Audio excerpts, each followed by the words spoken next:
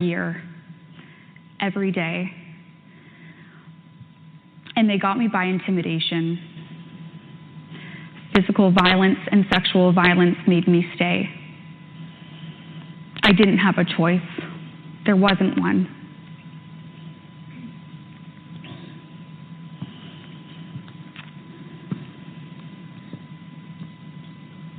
During this time, my self-worth diminished.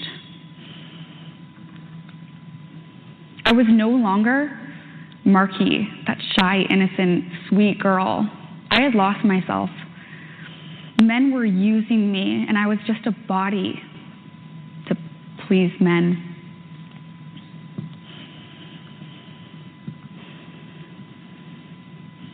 I was depressed.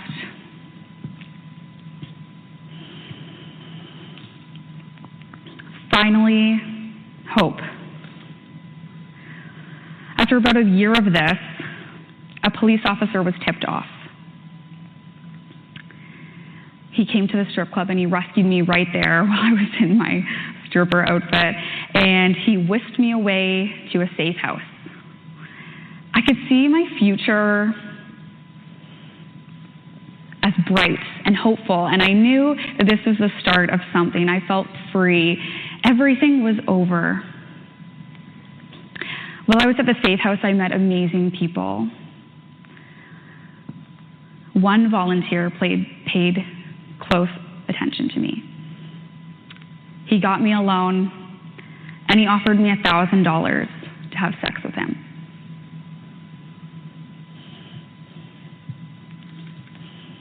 I accepted. I had already been doing these dirty things for these men. And during that time in the club, when the club was empty and I knew I couldn't make the money, I resorted to prostitution. So this is something I'd already been doing, and it didn't matter. I was abusing alcohol and drugs, and I just numbed myself. So now I felt on top, and this kind of gave me a sense of freedom. I felt, I'm already doing these things, and now I get to keep the money. So I did. I went on a downward spiral for years. I was depressed, addicted to cocaine, and I drank way too much. After about 5 years of this spiral, I was sitting on my couch with a friend, and I was planning to kill myself that night.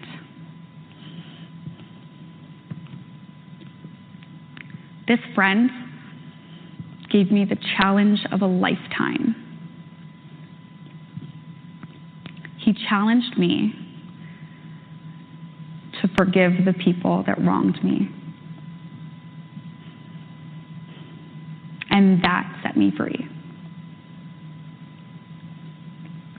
Forgiveness set me free. You know, I hit rock bottom when I actually gave forgiveness a chance. But I did. It was my last resort. Trust me, I tried counselors, meds, you name it. I tried everything. So I was like, I'll try this. I forgave the people that used me. I forgave the people that misled me. But most of all, I forgave myself. It felt like I lost 500 pounds. The pain, the anger, the hurts, they floated away, and I felt like me again. The old Marquis was there. So all I can ask to my traffickers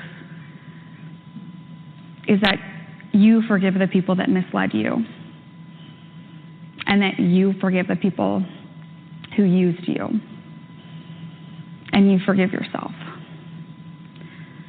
Stop the cycle.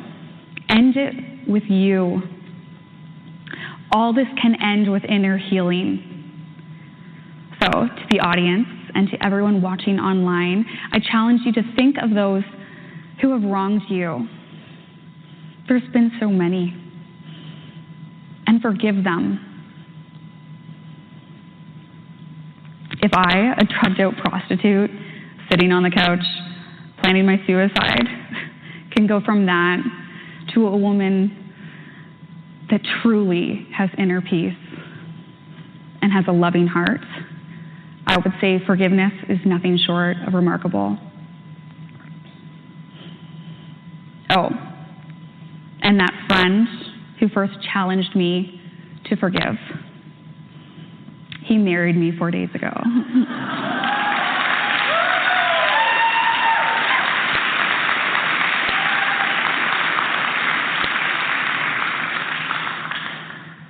Just imagine what could change in your life when you take the forgiveness challenge.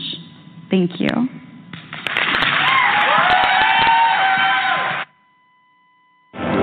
So like Elizabeth said, I'm Nicole, and I'm here today to talk about what I consider one of the most incredible human rights issues of our time, child sex trafficking, a form of modern-day slavery.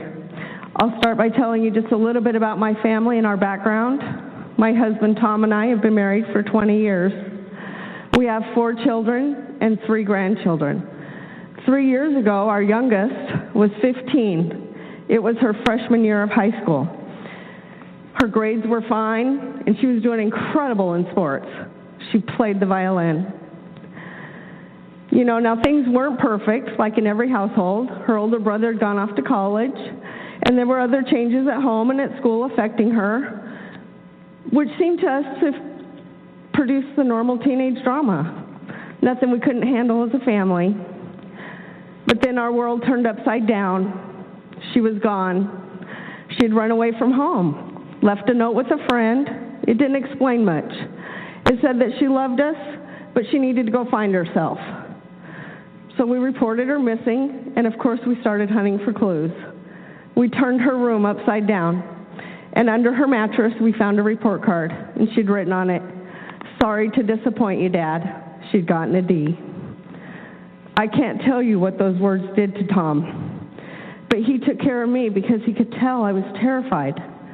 He says, "Look, she's thinking like a child. She'll come home in a few days, and we'll be so happy to see her that all will be forgiven. You'll see she's hiding with a friend." I could see that he was just as worried as I was. 10 days later, we got a call. She'd gone up to a police officer and reported that she was a runaway. She was still in the patrol car, and I raced to meet them. When I got there, I could see the physical changes. Her hair was cut and colored. Her nails were done. She had new clothes. She didn't look like herself. And all I could think was, get her home. But then, on the drive back, I couldn't believe what she started telling me. My baby had been held captive. She'd been raped, and she'd been sold for sex. And I thought, this is something that happens here in our own backyard? You know, you hear the stories about overseas, but not here. Sorry. So we got her home, and we took her to the hospital. And at the hospital, they examined her, and that was pretty much it. Gave us some pamphlets and sent us on our way. I called the local detective that was handling her missing persons case, and he wanted to talk to her, but she didn't want to talk to anyone. And he just never called back. I'd like to tell you that according to the Department of Justice, human trafficking is the second fastest growing criminal enterprise. And currently there are as many as 300,000 children in the U.S. alone that could fall victim to this. And the range of victims cross all social and economic boundaries. Well, after we got her home, and she didn't want to talk to anyone, we decided, okay, she needs to feel safe. We'll just wipe this under the rug and do the best we can to survive, give her back her normal life. That was a mistake. We were on our own. We didn't know. 3 months later, we were watching the news, and I looked over at my husband, and there was a report of a missing 7-year-old on that news, and we were both crying. So grateful that our daughter was home, and such compassion for that family. That was a fleeting feeling, however, because within an hour we would realize that she was gone again. There was no note this time. She just neatly stacked her school books on her bed, and on top she placed the cross that she'd been wearing since the day she returned. She'd been lured away this time by a girl that she had met out on the streets, and soon she ended up in the hands of a very evil man. Within 36 hours, he had posted an advertisement for my daughter on a website called Backpage.com. We'd find out later, but for 47 days there was no word. I remember I used to get up suddenly, and I'd start searching the closets. I was convinced I would just find her hiding somewhere. There was this crazy hope. Tom has since told me that he did the same thing, but for 47 days there was no word.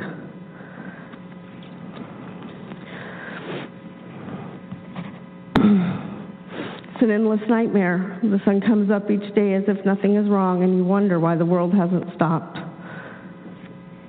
On day 47, she called me to wish me a happy birthday. I pleaded with her to come home, and over again she said she couldn't. And then she hung up.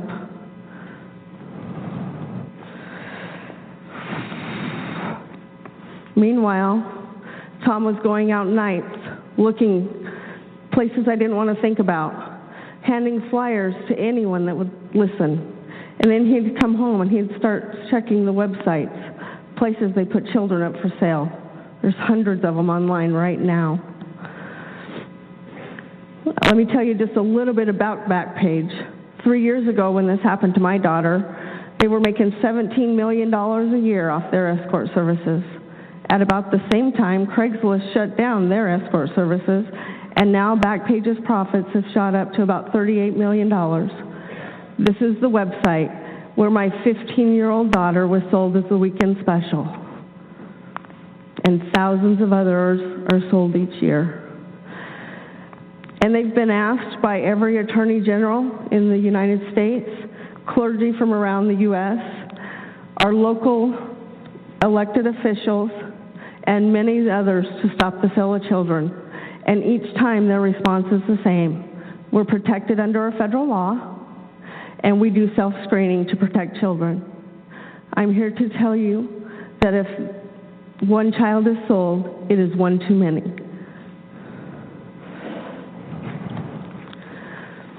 After 108 days, my daughter was arrested, along with the man that had been selling her. And she was so angry at everyone except for him. And I knew right away we were going to need professional help. You see, the child that leaves isn't the child you get back. And we'd already made this mistake once, and we weren't going to make it again. But help found us. Noelle from the Bridge program at Youth Care was there. She met with our daughter in juvie, and she has been there ever since. There was going to be a trial, and she was going to have to testify. And with lots of counseling and help from what I call her posse, a vice detective, a prosecutor, Noelle, and the love and support of her family, she slowly started to get used to the idea.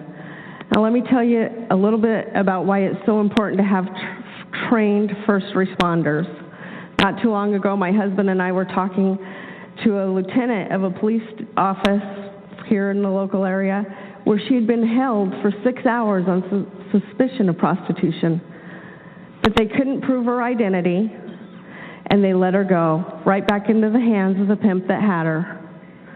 And when we confronted him about this and we're asking, the lieutenant looks at us and goes, well, these girls lie. Big boobs and a pretty face. We didn't know.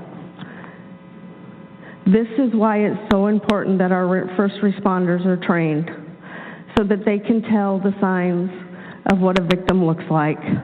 Because my daughter was beaten, and she was coerced, and she was lied to.